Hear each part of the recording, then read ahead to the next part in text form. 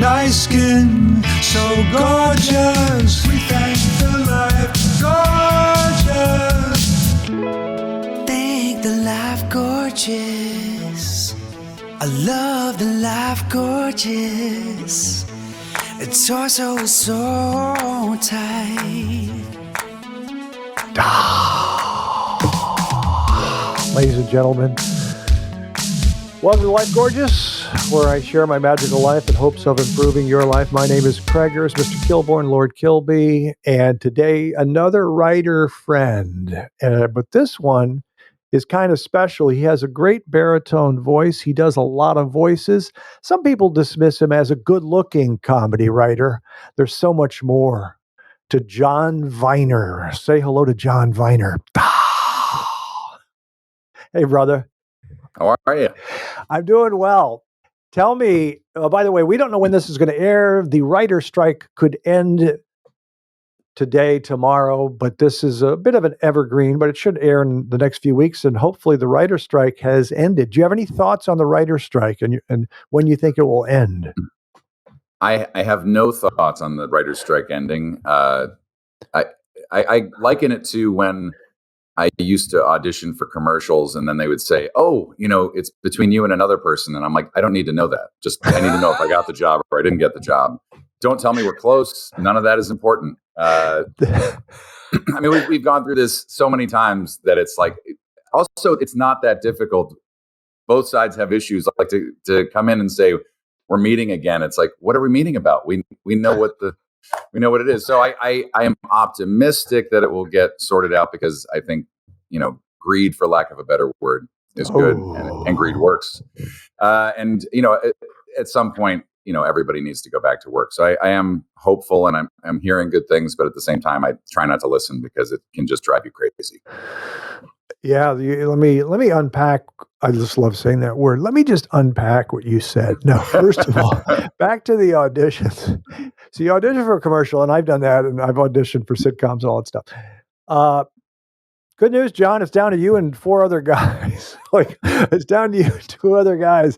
So they like you, but it's so that's awfully frustrating. Have you gotten some big commercials that we would know over the years? Well, if you're asking, then no. But I have done. I think actually before I came out to LA and I met you, or actually no, about the same time, I had I did a McDonald's campaign that was a fair amount of radio spots, and that was in 2001, right after 9/11.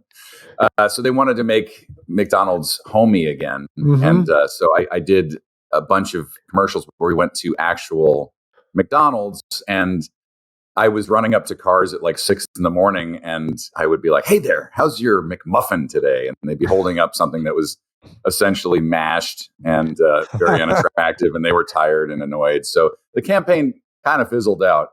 But that it was at least fun to do commercials. Then I had an orange juice campaign from 04 to 06, where I was the spokesman for Florida Orange Juice. But as I said, and from the beginning, like I was told it's between you and someone else, and I was like, I've been put on a veil or on hold right hundreds of times, and they just, and then they ask about, do you have conflicts with other products? And I'm like, I can't get work.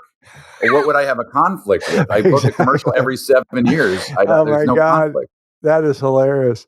That before we need to let the people know. So what are the shows? Are you currently? I know there's the strike, but are you currently still a writer on Family Guy? I know you jump around sometimes. Are you on Family Guy still?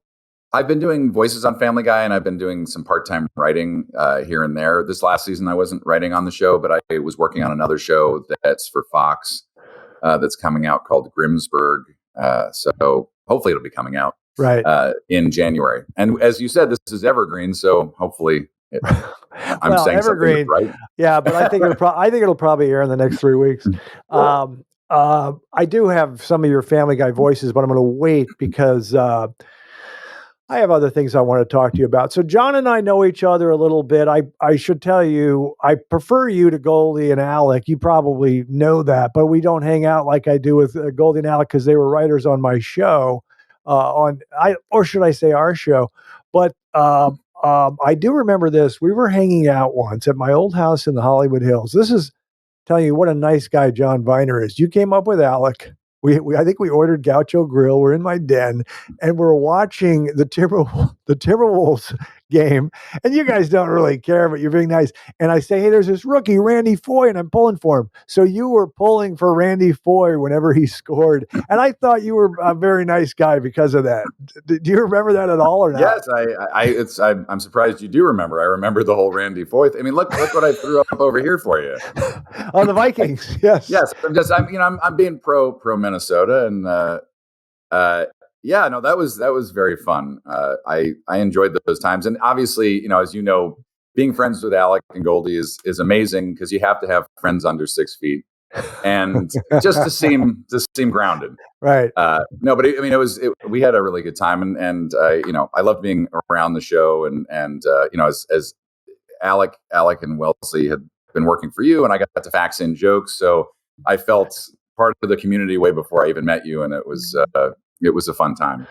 We should point out John Viener is 6'4". Did you play sports growing up on the East Coast?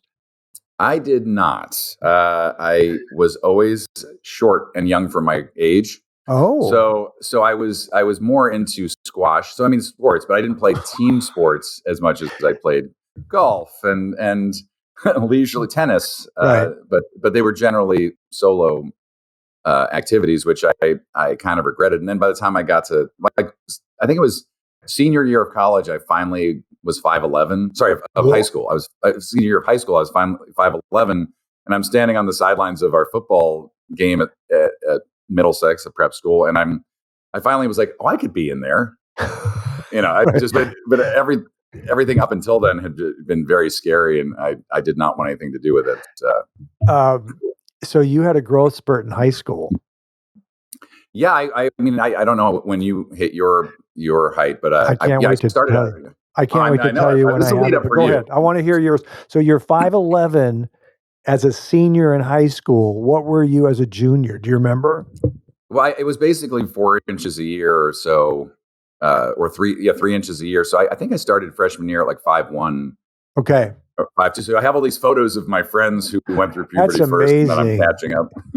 Your life could have been different if you got the growth spurt earlier. Oh, it would have been. I mean, there's so many ways things would have gone differently if I had. I can't even. I would. I mean, there's so many moments that would make it so I'm not in comedy. I had one quick story, but I'll let you talk about your. Let me hear take your time, because I've told my growth spurt story before, and I'll tell it again. It's very quick, but go ahead. I want to hear the story. No, we were at a Family Guy table read about 4 or 5 years ago when Sam Elliott came on the show to replace to become the new Mayor West because Adam West had passed, and I got to sit next to him and I got to play his mustache. So he was talking like this, and then I'm his mustache. He's like, yeah, you bet your balls. And at the end of this table read, where like he has a bunch of interactions with his mustache, and I'm sitting next to him, and at the end he put his hand on my shoulder and was like, good stuff. And I was like, if that had happened, if I'd ever had an avuncular hand on my shoulder tell me I was doing okay in high school, I wouldn't be doing comedy. I would have just been like, I'm going to be all right. Yeah. But yeah, instead I was a short guy shooting free throws in the gym by myself. I couldn't ever play with people over, I was 5'1". That's so funny, because when you said Sam Elliott's mustache, we did a thing. I think it was Wells Wild that wrote it. He wrote some irreverent stuff, but it was William Devane's eyebrows, and it was it was a funny bit. Wait, you just said something else. Oh, so my growth spurt. So I was 5'3" in 5th grade, and then in 6th grade, 5'9", 6 inches. Wow. And then 5'9", and then I don't remember 7th grade. I just know by a freshman, by 9th grade, I was 6'4". The funny that must thing, have been exciting to be the tallest person in your class, right? Yeah. Well, here's the thing that's interesting. I always tell people my childhood was comedy and basketball. I was reading, as I saw a quote from Conan when some interview, and he said, he was tall and as a kid and awkward. and I was tall and really coordinated. That was the thing. When I was in second grade, I started playing basketball, and my dad showed me how to shoot a layup, and it was very easy for me, off the left leg up, right hand, and I could dribble, and I was dribbling on the sideline watching my brother play, and the coach said, "Why are you dribbling left-handed?" I said, "Because I can already dribble with my right," and blah, blah, blah. So I was coordinated. I think I kind of peaked, I was probably the best eighth grade basketball player in the United States of America at one point. No, I was kidding. But you didn't. I don't doubt it. No, I'm kidding. So do you like sports? Do you watch sports?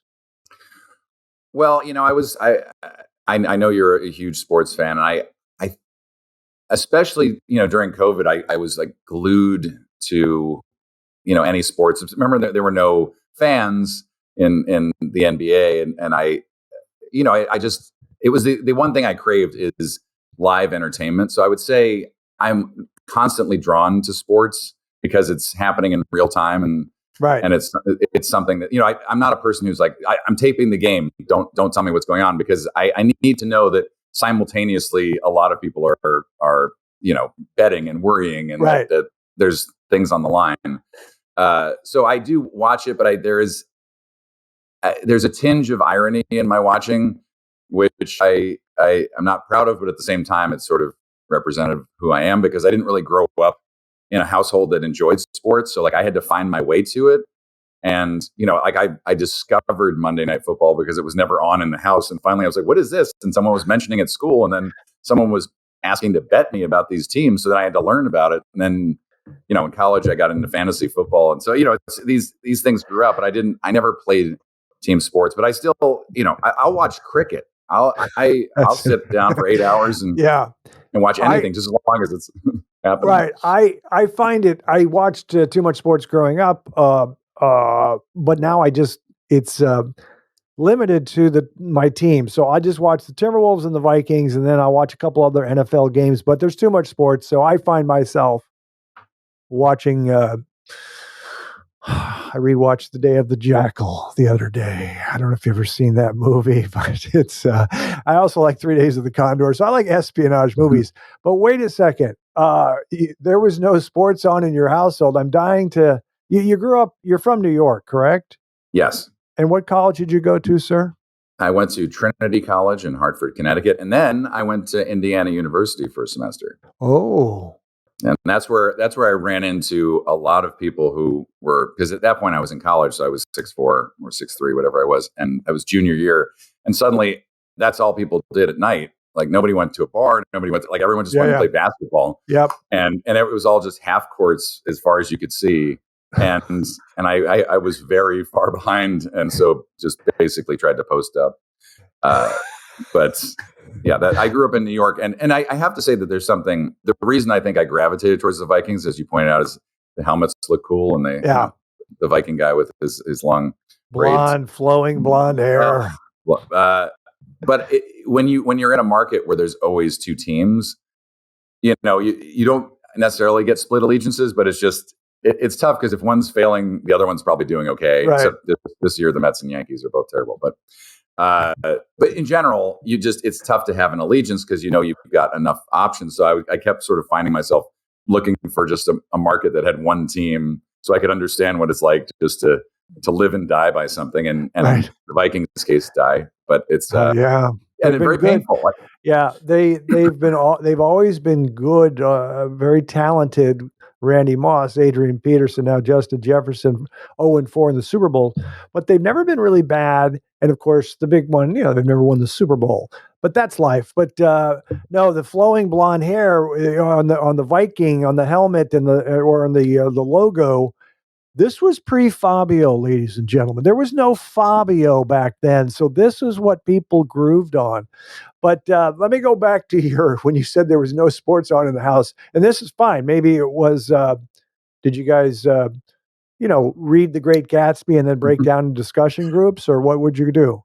Well, now that you say that, I didn't mean that there were no. It was just that we were not watching baseball, basketball, and football, but like tennis was huge growing up. So I remember watching Lendl matches and Borg matches, and like just all that stuff felt so important growing up. But outside of that, it was. I feel like a lot of my weekends were. My father worked very hard, and sometimes I'd go with him to his office, and so there was just a lot of reading and being quiet. But there just wasn't. I didn't have a rec league where on the weekends I would go and throw a ball with friends. I didn't have a lot of sports in my life, and I think that is. I am upset about that. In retrospect, it's no one's fault, but it's. I remember my freshman year of college. I lived was in Cape Cod for the summer with a friend whose parents had a little house out in Harwichport, and every night I made him. We just get gloves out and throw a ball for like half an hour because I'm like, I never did this. I really need this, and I think if you're not playing group sports, then when you watch them, you don't internalize it the way you do when you're actually playing them and then watching somebody who's much better than you and then trying to take things from that. Right. So I do feel disconnected from sports, but I mean, I did read The Great Gatsby, yes, and it's a wonderful book.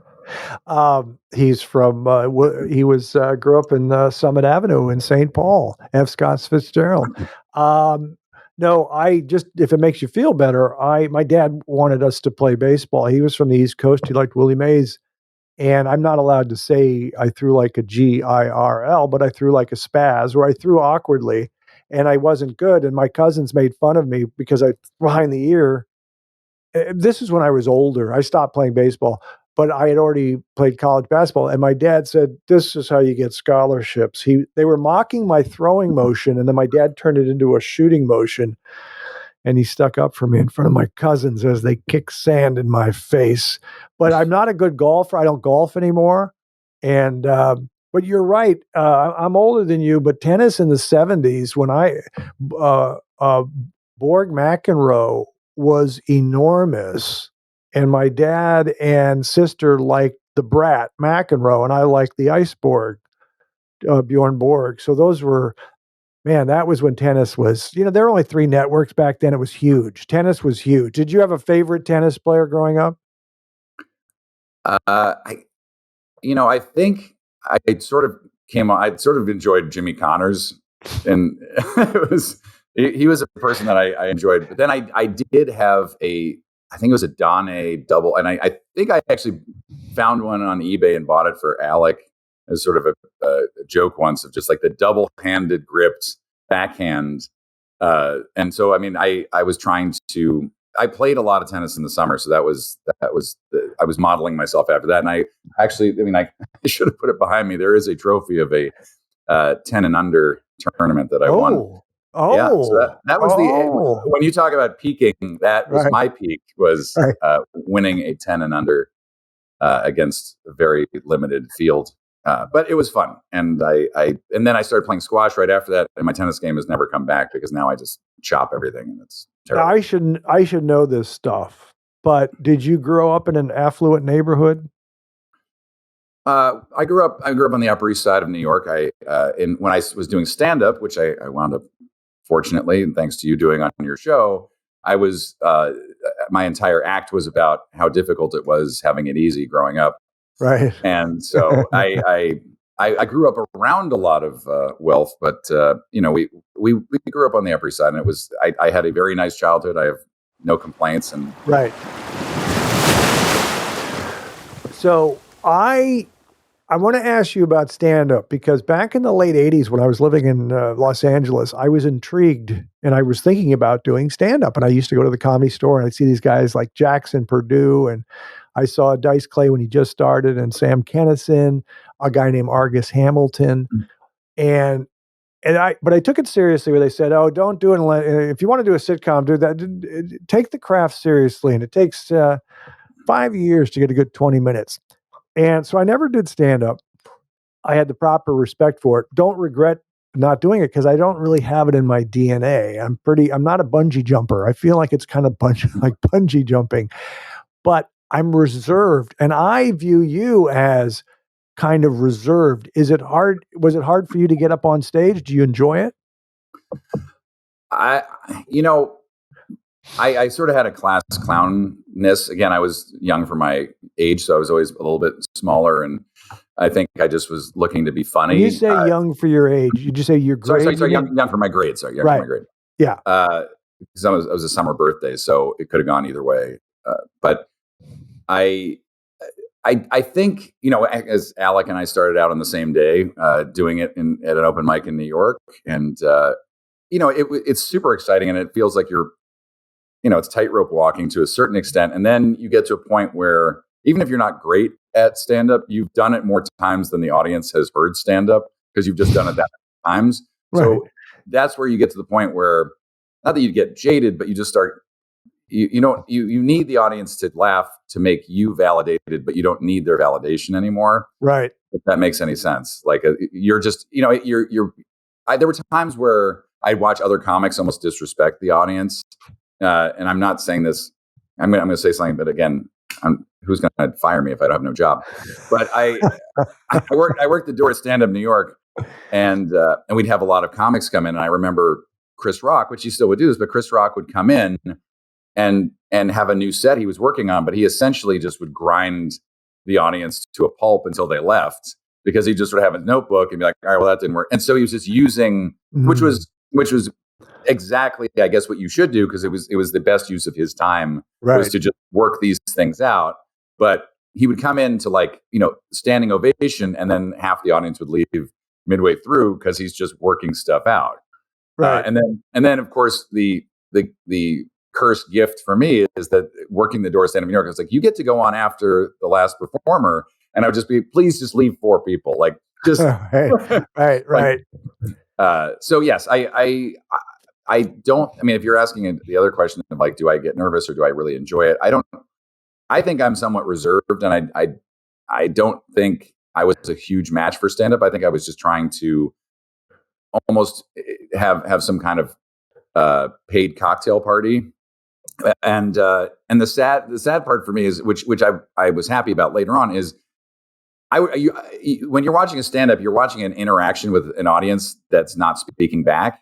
Right. So you are, and you did you do that, and like when you're doing a monologue at the top of the show, it's really a conversation where you're just allowing the laughter to be the answer to what you just said. Right. Because you can't have an open dialogue. So I missed having interaction, and that's why I kind of made my way over to sketch, because and improv, because then at least you have someone else to play off of, and someone can bring something in new that you can then come back with.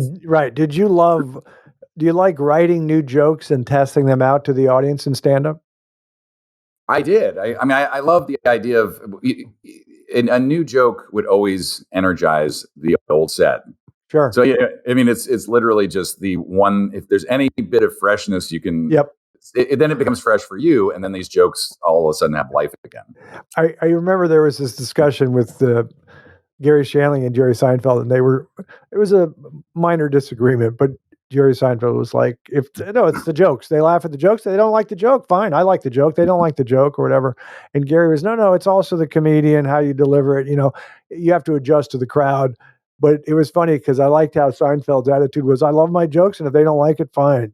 But so I have always enjoyed writing, and it started in elementary school. We had the required reading, but then I would read at the school, but then I'd read other stuff. And there was Sports Illustrated. This guy, Alistair Cook, said, the best writers in America I heard write for Sports Illustrated. He was this British author and television personality.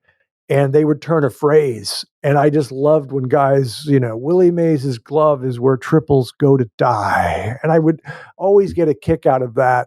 But did you have, growing up, were in elementary school and junior high, were you into comedy, and did you have comedians that you looked up to? Oh, of course. Yeah. I mean, I went through phases. I mean, you'd watch Beverly Hills Cop and then come and try to do Eddie Murphy's Laugh at school and to get a laugh and see if you're doing, and you try to work on accents, or you're making fun of teachers. And there was a, especially when you're a kid, and, some people never lose this, but, you can be very cruel. And so you're being cruel to other people. They're being cruel to you. There's just a lot of general playground cruelty. But we started, I wanted to do this sort of National Enquirer type of school paper in seventh grade. So I enlisted people, and we did things like whatever. It was just worst dressed teacher lists and things like that. They were just like, these poor people are trying to teach you, and they're being mocked. But I was really enjoying that. But in terms of individual comics, like I obviously loved Robin Williams. I think it was funny when you were asking, or we talked about movies and things. It's like, could I say that Bill Cosby himself as a movie is one of my favorite movies? Because I think I did see it, but I listened to the cassette more than that. But you just, like I knew Chocolate Cake for Breakfast backwards and forwards. I knew all of Eddie Murphy's routines backwards and forwards. I wasn't a huge Carlin fan. I think I came around later because of it's more wordplay and sort of ideas. Right. But just in terms of pushing boundaries, you watched Caddyshack and you're like, who's this Rodney Dangerfield guy? And then you find all these albums and these one-liners. And, I have a tape somewhere here of Rodney Dangerfield, like one of his early albums. And as time went on, you just, whoever was funny, you moved on to. I think there was kind of a movement from stand-ups. Like I love Steve Martin as a stand-up, but by the time I was old enough to watch the movies, he had retired himself as a stand-up and now is just a comedic actor. So I think there was that push where I was more into comedy actors than I was into stand-ups. I was Cruel Shoes. I read when I was a kid, Steve Martin, and I memorized a lot of the little vignettes that he had in there. It was great. So you bring up voices, and it always made me laugh when Martin Short would be on Letterman, and Letterman doesn't do voices. I mean, he does a couple, the dumb guy or whatever, but he doesn't do impressions. And Martin Short would do something. He'd, come on, Dave, do a voice. And then Dave would say, I'm not talented. I don't do voices. But I did a few voices over the years, but this is what I found. It would be the shortest thing. I would do a teacher, Bob Craftsman. Hitler was, it was basically, the line was, Hitler was cruel. He didn't like people, he didn't like people. But this is the way this teacher spoke. But I did Kurt Russell doing Elvis Presley because he did a made-for-TV movie. Kurt Russell starred as Elvis. When my mother died. Like, he did a thing. So mine, James Mason, I would do, but they were so brief. So obviously you have a gift to do voices. Now, is that just something you had all the time? Well, I think I talked to Alec and Goldie about this recently, is because they, there's so many people now who do very exact, accurate impersonations that are scary. If you closed your eyes, you would think it's that person. And I've never been that. I just enjoy the impersonation of, like more on the Dana Carvey side of things, where you just find what you think's funny and exaggerate it and make it cartoonish. Yeah. Right. And that's again with, if people, you're going to get, like, by the end of it, people probably, when you were doing your impression, probably got bigger and bigger. Right. But it was on the same trajectory, just the vector of like, how far can I take this thing? Right. Yeah. And the fact that I just did them poorly bothers me, because I could get in a rhythm where I could do James Mason pretty well. And Georgie, I feel like James Mason, Georgie girl, you're not fat, you're pleasantly plump, Georgie girl. That's great. Is that okay? Let's hear your James Mason. Go. No, you don't. My James Mason would be like, Joe, we've got to go now, Joe. No, I have to work on it. I remember he's in Joe Pendleton, but what was the name of the movie? Oh, I didn't. No, not Heaven Can Wait. Yes, Heaven Can Wait. Okay. I only saw it once. Yeah. Really? That's a great I didn't like it. I saw it after the fact, and I thought it was too silly. It's also when you catch a movie. It's what age you are when you see it, because I caught that at the right time. Yeah, I caught E.T. after the fact. I didn't like it at all in college, and Goldie doesn't like Young Frankenstein. He saw it after the fact, and he thought it was too hyped. So I got to ask you. So there's a list on the internet of the voices you do for Family Guy, but the ones that jump out to me are just actors. So when it says Matthew Fox, are you talking about the British actor? No, it was the Party of Five Lost Matthew Fox. But Okay. I don't. I think that was just. Sometimes it was just me talking. Okay. But we would say that the person is. We now return to Lost, and then it would just be me as that character. Okay, because there's an actor named Edward Fox who's the brother of, I think it's Matthew Fox. Is that the they're Day of both the actors. Jackal? Yeah, Day of the Jackal is Edward Fox, Gotcha. and he's great. Harrison Ford. Do you do Harrison Ford? I've done him a bunch of times on the show. I was realizing that, and again, I'm just doing it here. It's morning, but I watched the new Dial of Destiny Indiana Jones movie. Did you see that, or did you not see it? No, I have not seen it yet. So they have a bunch of CGI stuff of him where it's supposed to be set during World War II. But so they have his face looking like he's 47, but he's like, "You got these Nazis out of here. I don't want to deal with these Nazis." And it's like, well, you could have done the CGI on his voice as well. Right. But right. so you've got like an 81-year-old voice matched with a 47-year-old man. But but most of the time it's just me going, "That's my family." Right. My wife. That's funny. That's what I do. I love Harrison Ford. There's certain movies I rewatch over and over again. There's something comforting about him. But the Patriot Games and Witness and all that stuff. Oh, what's the one that's embarrassing that I didn't see until like maybe the last 5 years? And they go, "How did you miss that?" I go, "I guess I was working a lot."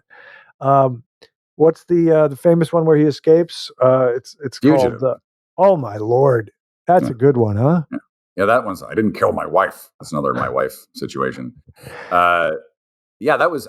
That was one of the movies that I think I remember when a VHS tape from the store. If you wanted to buy a movie, it was like $99 in $1993. So they would say on the sticker at the store, it would say $99, but then they would have 50 copies, and then after the movie had been watched by 1,000 people, then they would sell them to you for like $3.99 or $4.99. Exactly. So that was I had a copy of Fugitive that I would just play in college over and over again, and I had giant speakers, so everyone on the hall had to hear just these action sequences over and over again with helicopters.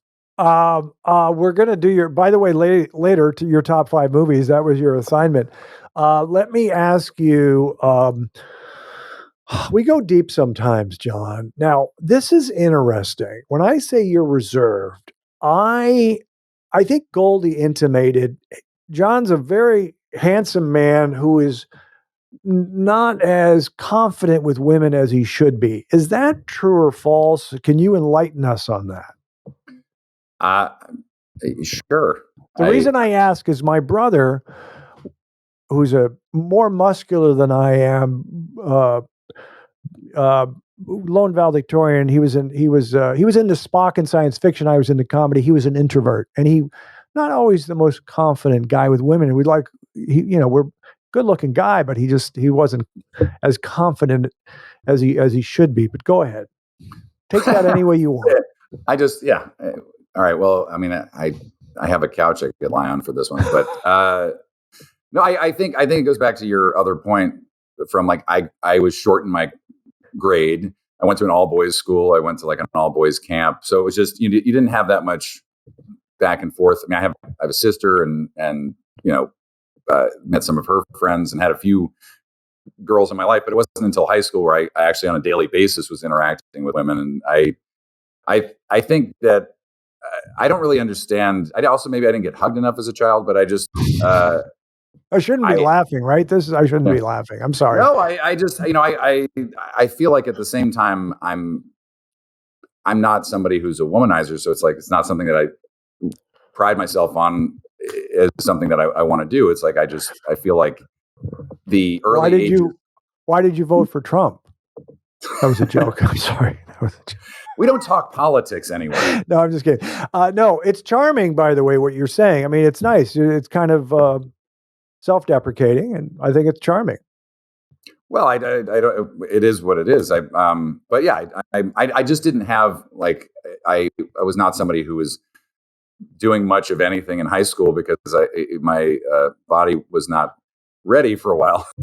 Right. And also it was one of those things where you were just so used to like the pack group boys, like was sent away to prep school. So you just hang out with the guys, so that it was such a divide of like what you're supposed to hang out with girls about. I mean, I had a situation high school where I was sort of being like funny, picking on this girl, and flirty, almost whatever the verbal version of pulling hair would be at that point. But I didn't know how to express myself except you're cute, and then I was just making fun of her, and then we finally kissed, and then after that, I was really nice, and she's like, "What happened to the other guy?"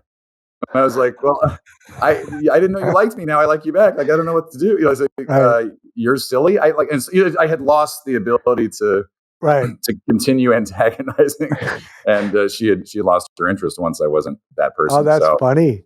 That's funny. No, I think I asked Goldie. We were asking the first kiss and everything, and he was in high school, and he said he was a late bloomer, and I feel like I was just into basketball, and women were too mysterious, so I was probably a late bloomer as well.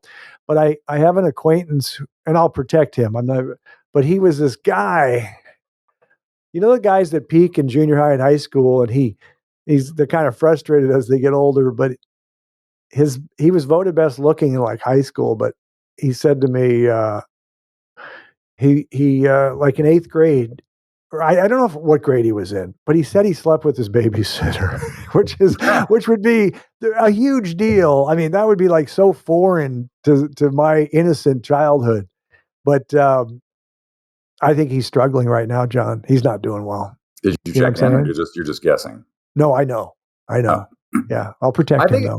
I do think it's got to be tough when you talk to people who bring up that, they were captain of the high school football team or something, then you're like, but you're 43. That's not something you put on your resume.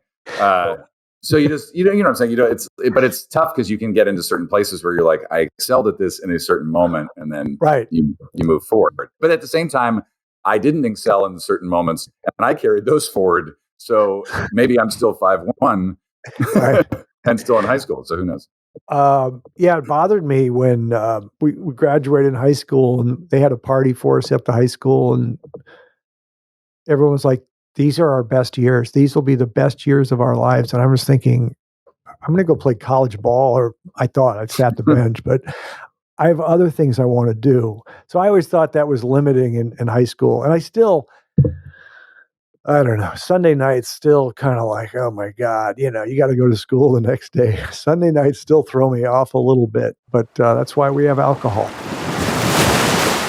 And there's the transition. How much do you drink, John? Because I don't know. I'm told, well, first of all, there's always some left over. So either I have a ton or it's just the right amount. Right. I appreciate you asking. It's tough. I go through bouts where I'm not drinking as much, but I enjoy a glass of wine as I enjoy a good, well-made cocktail. I enjoy a Negroni. I enjoy a Sancerre with dinner. I enjoy, a big super Tuscan with possibly a Chateaubriand. You know what I'm saying? I mean, how do you?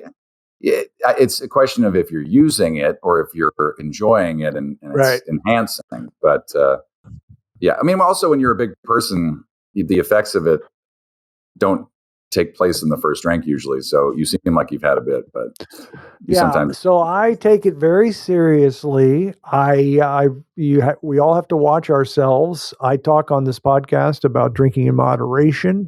I don't drink like I used to. I now limit it to 2 things: red wine and occasional vodka martini. And sometimes it's not officially a martini without vermouth. It's just vodka straight up with a twist or olives. But I just can't I don't do any of that other stuff. I don't do the mixed drinks. I don't do Negroni. I don't do any of that stuff. But I just feel it the next day, because single malt Scotch is my favorite, but I do it. I don't do it anymore. I do it at the holidays. So would you say that you're much younger than I am? And so when you're older, you just got to keep cutting down and cutting down. And I also admire people like Goldie who have stopped altogether. You know what I'm saying? So do you, you don't have to tell me exactly how much you partake, but you drink martinis or not? I will have a martini. I feel like the one thing I'm trying to eliminate, and it's tough when you hang out with younger people is shots. I like to know where I'm at, and yes, God. I can mix in a tequila shot now and again. But when people are like, "We're doing another round," you're like, "This is." I can't keep up with that anymore. It's like, my God. Because then I now have to change the next hour of my life based on what, you toasting me about nothing. But yeah, I think that there is something to the clear liquor versus the brown liquor. And, I think that's, but wine headaches happen. And I don't feel good the next day on it. I do feel like I wish there was something else. Like I once marijuana became legal in California, I bought every kind of gummy bear I could find because I was like, well, now you can't yell at me, the man. And now I have a drawer full of very dried out gummy bears. Because I just, I can't go out if I have a gummy bear because I immediately forget what someone just said and I get paranoid. And then some of the gummy bears just literally will put me into a coma. So I will sometimes do like a sleepy gummy, but right. I do think that there's some release in it. And I think psychologically I have to give myself permission outside of anything to just express myself. I think there's, especially the way I grew up, it's just everything was so fear-based that, and what do you mean by that fear-based? I just, the basic premise was that everything was I don't know what the term is, but like catastrophized or horribilized or however you want to say it. But it was, if you miss your bus to school, then you will miss the first 3 minutes of class and you will never catch up and you will wind up digging ditches and you will die at 33 years old. Okay. Because if you don't do your homework once, if you don't, and so, and I feel like I have a very visceral response to this kind of, like I got in trouble in high school, may have gotten kicked out for a semester. And wow. Yeah. But they let me back in. Apparently the check cleared. So I wound up going, as in prep school, we went off campus after hours and there was like a little bit of drinking involved. And so people found out and we got in trouble. But then I got home and my father's first thing is, there I am as a sophomore in high school. And he goes, well, you can throw Yale and Harvard out the window. So, it's just, which it could have been instead like, well, maybe we use this as a learning experience. And this is what gets you into Harvard because you made this mistake early and then you figured out not to make mistakes. So I love that. Listen, my dad was the funniest guy around. I protect him, but he was negative, but that makes me laugh so hard. You can throw those out. I know it's hard on you, but as an observer or hearing that, I love when parents are like, well, that's, your life is close to being over. Maybe you recover from this. I think it's so funny, but I ignored it. He loved me so much and he was so proud of me, but he was very negative. But also if contradicting myself, very positive with my talents. I mean, I'll give you the easy example was he marveled at, what he called my agile mind and how verbal I was. But when I sang, I was off key and everyone else in the family could sing. And he would say, oh my God, he would be hard on me with the singing. It didn't bother me because he was right. My mom would say, don't say that. He makes the joyful noise, that old expression. But do you have any other dad stories? Because I like those that were hard on. I mean, I like that, but I mean, it probably affected you. Do you think it affected you in a negative way? Is that an obvious yes or what? Well, I mean, it's just I think there's some people who go through life and they need to psychologically figure out what's going on with them, and I don't have that. Like I know everything, which is also the fun of being on stage as a stand-up because you can be therapeutic with your life. Like I enjoy when people enjoy my bad times. If it makes you laugh, I'm happy. There are some people who come in a room and they're like, well, this terrible thing happened to me, and they bring the whole room down. I like to bring people up with saying things are, hey, at least you're not me. But music has always been a giant passion of mine.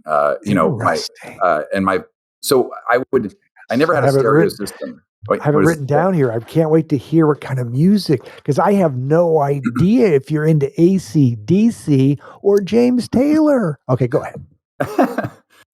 No, I mean, I'm somewhat all over the map, but I didn't have, my parents had a bunch of records, but not that many. And so it was like, we had a Pink Floyd album, and then we had Yellow Brick Road, and there were, and then some Beatles albums. So for whatever reason, my father loved the Beatles, the early Beatles. Remember there were two compendium sets, like one was blue, one was red, and I think maybe one was red. Yeah. So the later stuff, which of course I gravitated to in high school, he wasn't interested in. He was more in the first half of their oeuvre. Their happy love song stuff, right? Yes. Yeah. And so, but it was fun.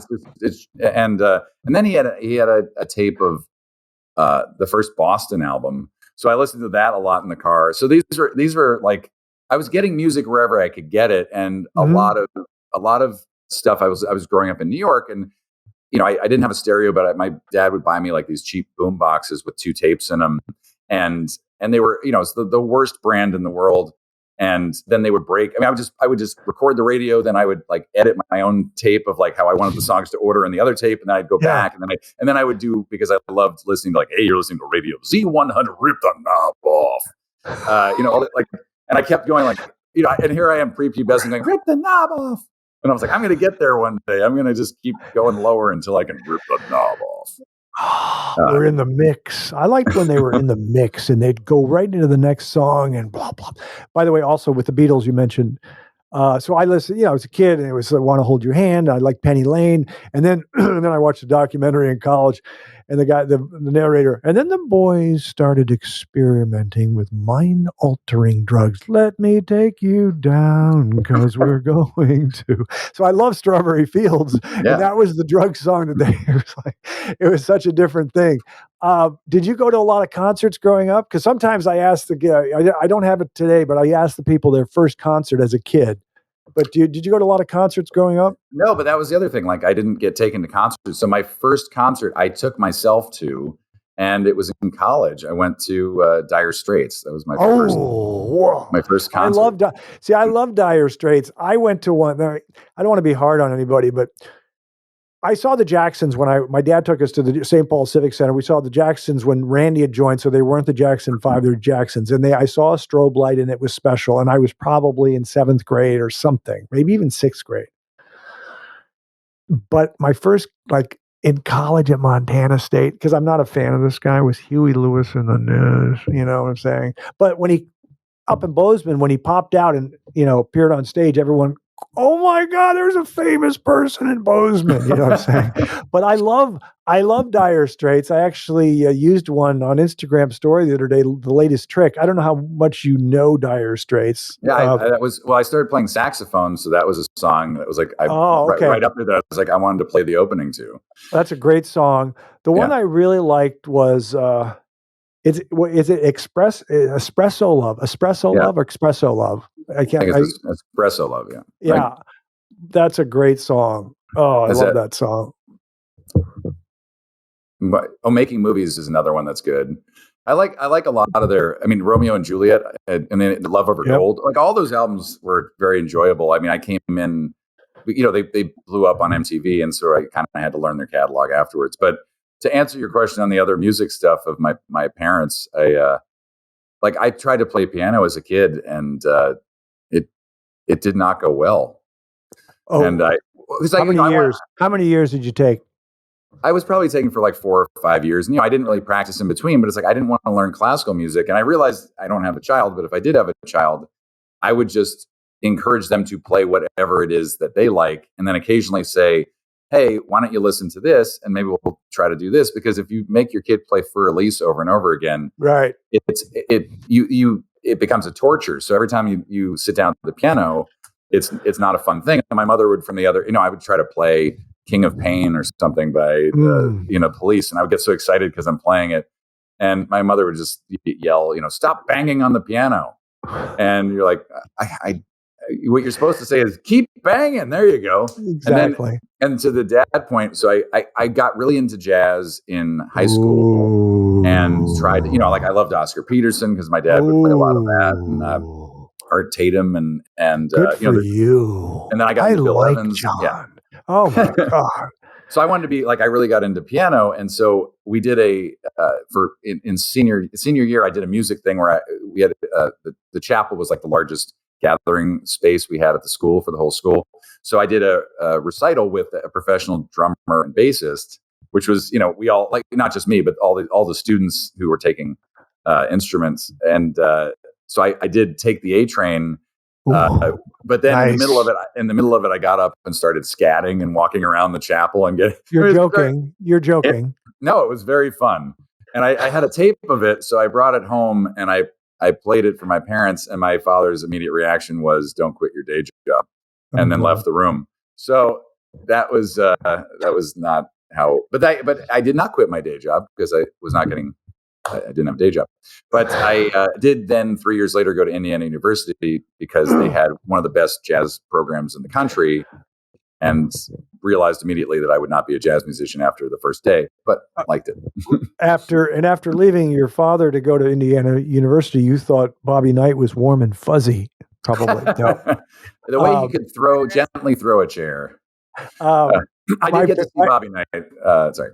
Where did you see him at? You went to a couple games? Yeah, I went to a couple games, and that was like the Calbert Chaney years. Yeah, and it was a fun time. That's to be there. I was there when they got to the Elite Eight, and then got knocked out, and everybody on campus was crying for 2 days.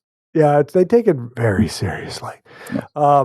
So my mom taught piano. My brother. I think I took it very briefly. I didn't have the discipline. I was so addicted to basketball, and it just was hard. I wish, it's life. But the people I know that took piano, they still don't. My brother took it, I want to say, for at least 3 years. And for recital, he had to play, I don't know if you know this song, Baby Elephant Walk by Henry Mancini. Oh, yeah. He was decent. He was in a band. He was in a band in high school. Okay, we're going to keep it moving, John. We're going to do two more things. We're going to do your top 5 movies, and then we end on the Life Gorgeous quiz. I feel like I healed you a little bit on some of your stuff. I think you probably will feel better after this. You vented a little bit. You told us about being a little man in being 5'1" for maybe too long in your life. But by the way, the world is much bigger when you're a small person, so you get a lot more out of it. Exactly. The food is so satisfying. The ice cream, you get filled up. You don't need seconds. Exactly. Okay, top 5 movies of all time. I'm dying to see what you've named because I can't quite figure you out. So let us, and let me guess one. I always like to guess one, but you're probably too young to say Bad News Bears. So, okay, go ahead. Let's hear your top 5 movies of all time, John Viener. Do I have to just list them, or do I? Yeah, just list them. I'll like to make a comment after each one potentially. It doesn't have to be in any order. Okay, but I when I went through this, just so you understand this, it was very difficult to make them top 5 of all time. But I basically the top 5 of my early youth. These are all okay. This is a chunk of movies that all came out within 3 years of each other. That you will know all of them. All right, so the first. Oh, is that me? Sorry, that's you. Spam risk. All right, top 5 movies. Here we go. Kramer versus Kramer. Oh, that's a good one. That's a good one. Yeah. All That Jazz. Okay. Arthur. Yes. So that was what was that? 82, something like that. Or 81 or 82. Yeah. Yeah, 81 or 82. Okay. All right. Modern Romance. Okay. And The Verdict. Okay. Of those 5, my favorite is The Verdict. I watched that over and over again. Love that. Do you like Paul Newman? I love Paul Newman. Yeah. It's one of his best, isn't it? Yeah, I think it was just, it's so great. I mean, it's just very visceral. You ever seen a movie called HUD? I have seen HUD. What'd you think? You remember it or not? Yeah, I mean, I think that's him being somewhat unlovable. Like there's always something about him that was unapproachable throughout most of the '60s. Like the veneer was up, but it was very handsome and strong, and like you want to be him, Yeah. but you're also like afraid of him a little bit, which I guess is what being a movie star is. Yeah, I saw that recently. I'd never seen HUD, and it took me by surprise. It was very good, and he was a rascal. Yes, he was the other ones. Yeah, I've seen some of. I think I've seen. Well, I don't know if people get upset when I say I haven't seen them. I don't know if I saw Modern Romance. I can't remember if I did. I'm sorry. No, but go ahead. What were you saying about it? No, it's Albert Brooks, but it's like it is such a great. There's such a great distillation of. Like he does a movie about a guy who's editing a bad film and makes it interesting at the same time that he's basically engaged to Catherine Harold, but keeps breaking up with her. And it's a very relatable situation of, I have this beautiful girlfriend that I'm not 100% connecting with, but then again, she's really beautiful and I can't seem to find anybody else. And it's just like it's like a perfect distillation of whatever 1980 Hollywood / and then you come out here and you kind of experience some of those things, and it just, I don't know. I think you'd enjoy it. Yeah. People do get upset when you haven't seen certain movies, but I don't get upset. Yeah, no, you're not. Yeah, you're a little more forgiving. But you mentioned Albert Brooks. Did you ever see Taxi Driver? I did. So I saw it. I saw it a few years ago, and then, as my friend Hank said, he goes, "I'm glad I saw it. I never want to see it again." And that's kind of, if the movie is too depressing or something, I don't want to see it again necessarily. But Albert Brooks was in that, correct? With Sybil Shepherd, right? Does that sound right? Am I getting that mixed up? Or am I getting that mixed up with a different movie? Let me see. Well, I'm trying to think if he's, I mean, maybe he works in The Office. Is that what it is? That's what I'm saying. Yeah. He works in yeah. But yeah, it's 90% De Niro. But yeah, I mean, Albert Brooks is in that. Yep, Harvey Keitel. But he's not really. He's just sort of playing a straight character in that. Right. You know what movie I was going to test you? Like I was going to put in here, but I didn't know if you knew it, was The Swimmer. Burt Lancaster. Yes. Burt Lancaster, ladies and gentlemen. That's up there with. I mean, that movie is. Now wait a second. Yeah. What do you think of that movie? How many times? I've only seen it once, but what do you think of it? It's. Well, I think the log line of the movie is, it's like, if you don't know who the swimmer is, it's you or something, and but it's basically like, it's so heartbreaking, but at the same time he's delusional, but he's reliving his past. That's and it's basically day into night into darkness. It's just it's a fever dream that's kind of amazing, and it's just all of it is over the top, but at the same time, just like I can just watch those vignettes of, because they're cringeworthy a lot of times and uncomfortable, and he doesn't know. I got to watch it again. Yeah. So my brother liked that movie. It's based on a book, correct? I'm pretty sure, or a novella, short story. Yeah. And my brother had read it and he watched it and he said, "You got to watch it." And I just remember Burt Lancaster in a swimsuit in suburbia, just walking over to every neighbor's house and swimming and then moving on to the next house. That's really, I saw it when I was young. That's all I remember. I assume there's more to the movie than that. Oh yeah. I mean, it's just a middle-aged man looking back on his past through his own, delusions.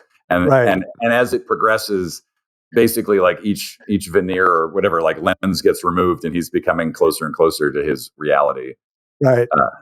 But it also looks great. So you're just like this strapped guy, and you're like, I know, all right. I couldn't believe it. He's a physical specimen.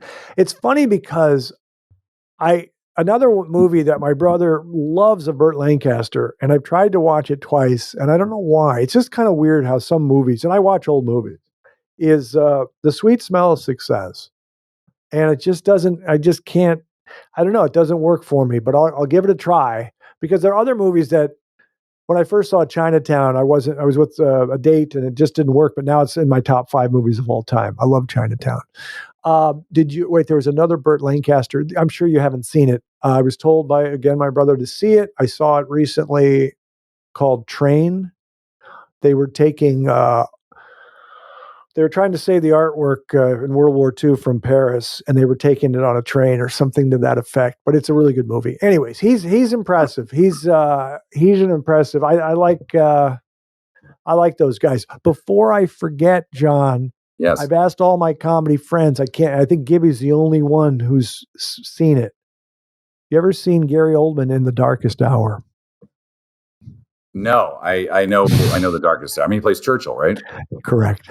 But I've seen clips of it. But you're talking about like just the voice performance? Is that? No, I'm just talking about the movie. I do it as a joke because I like Churchill, and I just find some of the people out here don't want to hear about Churchill because they can't handle that kind of leadership, that kind of drinking. And anyway. Well, I mean, if you talk about the drinking, it's like, even you and I, we can put it back. But like when you watch something like any of the Thin Man movies, you're just like, wait, how do you start your day with a pitcher of martinis and get past noon? And that's when you realize like, oh, this is all farcical. But as a kid, you're like, I guess people can just, and there are people who drink like that, but then they're Richard Burton and they die young. So yeah, no, I don't think these people knew what alcohol does to them. I think it was so much fun that they're going to have a 2-martini lunch. It's just, I don't. And my father would say, that was our generation. You look at every other scene in every movie. They're always mixing a drink.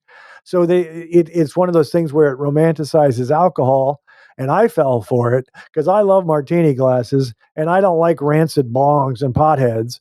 So I love a cocktail glass. And I'm glad you know Nick and Nora, because I always tell the young bartenders, they know they're called Nick and Nora glasses, the small little martini glasses, champagne glasses, but they don't know it's from the Thin Man series. They just don't know, John.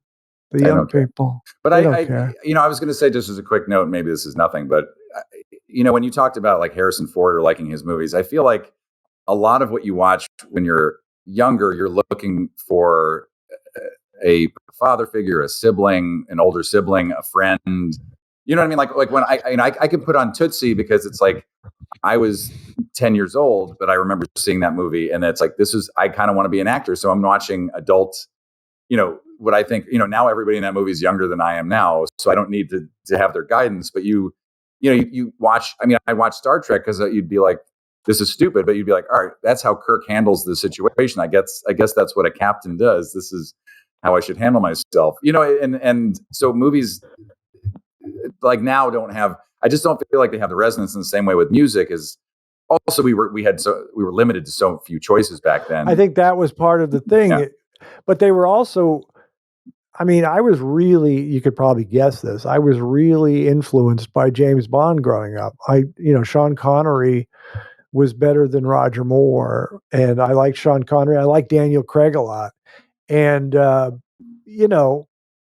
my dad's favorite actor was Richard Burton, but he also liked John Wayne. I don't know your thoughts on Clint Eastwood. Some of the people have an issue with him because he showed up at the Republican convention. But I was rewatching Play Misty for Me last night. I watch Dirty Harry sometimes. I watch In the Line of Fire, Unforgiven, all those things. Yeah, I'm on board with him to a certain extent, but there's a distance. Like I never feel comfortable with him. I think he's like, I grew up weirdly watching Every Which Way But Loose and whatever, and Any Which Way You Can. Like that was my introduction into him. So at least there was a little comedy in it. And then I moved on to Dirty Harry. Right. But he was, to me, I didn't have any of the, the earlier Westerns and the Man with No Name stuff. Right. Like it's just, I don't have a connection. Yeah, I didn't watch, I'll tell you the action stuff I didn't watch. I didn't watch any of the Die Hards. I didn't watch Schwarzenegger and any of that stuff. None of that stuff I watched because they weren't, they just weren't, they didn't measure up to James Bond. Or I do watch Mission Impossible with Tom Cruise, and I do like the Bourne movies. So, I have to believe that you liked The Towering Inferno when it came out. No? I probably did. Was that in the late 70s? Because I was just remembering, I saw Airport in 75, these catastrophe films, right? Yeah, but I'm just saying it was the Die Poseidon Hard of 10 years. Adventure. Yeah. Yes, What's that? Poseidon. Yeah. I'm saying I think Towering Inferno kind of was the Die Hard of 10 years. Yeah, I got to before. rewatch that. I'll have to rewatch that. But now I just like I like espionage, and like 3 Days of the Condor. I could watch it over and over again. And now, ladies and gentlemen, it's time for the Life Gorgeous quiz. Simple questions, profound insights with John Viener, favorite sitcom of all time. Taxi. Okay, is that true? Or of course it's true, but I just think you seem too young to remember Taxi. Well, yeah, I mean, it was, if you, I just watched a lot of the reruns when I was in high school. Mm-hmm. And I mean, look, there are a million that I like, but I've become addicted to Barney Miller now as an adult, but like, yeah. but Steve Landensburg, Steve Landensburg, he's in that. He's he funny. talks like this all the time. Yeah. He loved doing a Gregory Peck impression. He did. I saw him do stand up on the Mike Douglas show, and he was talking about Barry White, and he said, "Oh, I love Barry White. Greg, jump on me, baby. Get your whole family on me, baby." He was doing Barry. Steve Landensburg was doing Barry White. It was classic. My favorite is Frasier. Frasier's great. That's it. Okay. Oh, well, I mean, what do you want me to respond to? It's like, yes, I want you to say, "Oh yeah, you're right, Craig. That's the." No, I'm just kidding. That's fine. I mean, like if you read that, like what's his name, Jim Burrows' book, like it's. But I feel like Taxi was punk rock, and then it moved into like mainstream rock with Cheers, and then Frasier became sort of adult contemporary. But it's great writing. I'm just saying it's like they'd smoothed all that. Like, do you know what I'm saying? Everything had been polished to like a very high shine, so everything was perfect. Whereas there always felt like there was some unpredictability, it's a little unpredictable when you watch Taxi. Yeah. Yes, I didn't really watch Taxi because of all the imperfections. I'm kidding. Favorite female actress of all time. Now these you might not be able to answer. You might just have to say, well, if you're pressuring me, I will say Ingrid Bergman or something. I don't know. Well, I mean, like Ingrid Bergman, I would say is to me the most beautiful actress. Like I'm most attracted to. Oh, you've never seen Grace Kelly? Okay. I obviously had a huge crush on Grace Kelly, but then there's just something about Ingrid Bergman that you want to marry. Oh, you don't know who Gene Tierney is? This is a new bit I'm doing. Recently I could go grab the book. I've been reading about Ava Gardner. I mean, she's amazing. Yeah. She was a little wild. She was a little wild. Also, if you wanted to hang out and marry somebody who seemed like a lot of fun, Rosalind Russell. Yeah. Yeah. But then there's Jane Russell. And then Dolores Del Rio, I think was her name. I can't remember. Okay, that's fine. Okay, we have two more. Then we have to. I have to go to my power walk. Do you prefer New York or Los Angeles, John? New York. How come? Why? I like being on my feet. I like the amount of options that you have at most. I mean, it used to be more before COVID, but it's just I liked having sort of 24-hour options for things. I liked just the condensedness of it, that I can get anywhere within half an hour. Mm-hmm. And it just seems like any place you go in New York, as long as there are like 10 or 15 people at that place, you're like, this place is great. And anywhere you're in LA, you're like, I wonder what's happening in somewhere. Like you're always not quite at the best place you could be. That's funny. Okay, this is the last one, and I enjoy this one. I'll probably ask it for the rest of my life. It's a food question. Top 3 sandwiches of all time. All right, the Reuben. Did you? Okay, what? You've seen what? That's mine. Have you seen me say that on the Instagram? I know. Maybe I've seen your Reuben, but like, there's like. I mean, PJ Bernstein has a great open faced one in New York that I used to get all the time. I mean, it's essentially a meal that you shouldn't eat for the next 3 days after, because it's enough to keep you going. But I love a good Reuben. I mean, sauerkraut. A lot of people don't like sauerkraut. No. I love it. That's good. I mean, I don't know if it would be unfair to then say like the number, what is it, the number 9 at Langer's? Is that the one or no? Oh, I don't know. People say I should check out Langer's. I think I've only been there once. There's a don't know. pastrami that's very good there. Yeah. And then I think a BLT to me That's a good one. People have said that. Yeah, we like that. We like that mayo and bacon and tomato crispness. Yeah, that's a good one. I don't know if you have a preference on bread. I have there are two breads that I like. I like rye bread. I like toasted rye. I really do. I also like pumpernickel, but I like toasted rye. Better for you than the other stuff. And what's your last top 3 sandwich of all time? I think I would give it to the Bay City's mother. The Italian. It's the Italian with sort of everything in it. That they make. Bay City's Deli in Santa Monica. Oh, so that is a lot of salami. A lot of salami with any specific cheese. Is it mozzarella or is it? Or what do you put? It's embarrassing. I think it might be provolone, but I don't want to get it wrong. But it just feels like it has mustard. It just has everything in it, and you just take a bite, and it got the lettuce in it. I love I'm a person that when you give me a steak and cheese, I want the tomato and lettuce in there, even if it doesn't belong, because I need a little bit of crispness. Yeah. I'm a guy that likes sliced pickles on my hamburger, but that's, on my cheeseburger. But, that was very fulfilling, John. I want to thank you for that. Oh, well, thank you. I think those are good sandwiches. And that's our show. Thank you, John Viener. The next time we talk, the writer's strike will be over.